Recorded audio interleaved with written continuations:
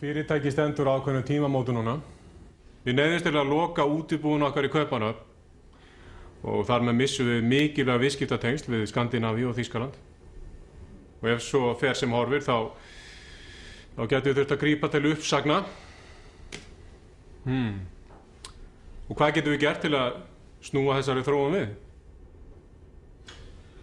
Já, það er náttúrulega ljóst að við þurfum að loka á alla frekari fjárfestingar og hefja að öfluga markaðsókn.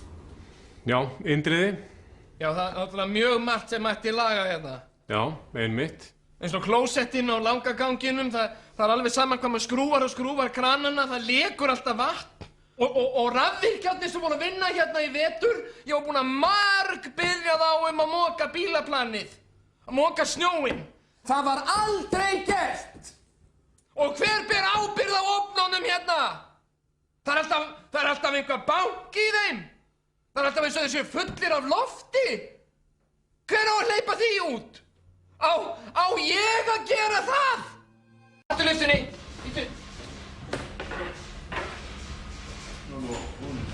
Ertu lögregluþjónn? Nei, málari. Já, ég er alveg að verða brjálaður.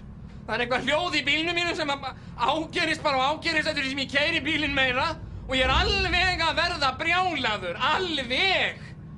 Og hver á að gera við þetta? Er það ég?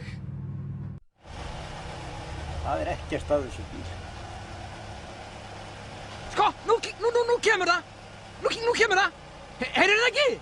Heyrðu það ekki? Ég er að verða vitlaus á þessu. Alveg!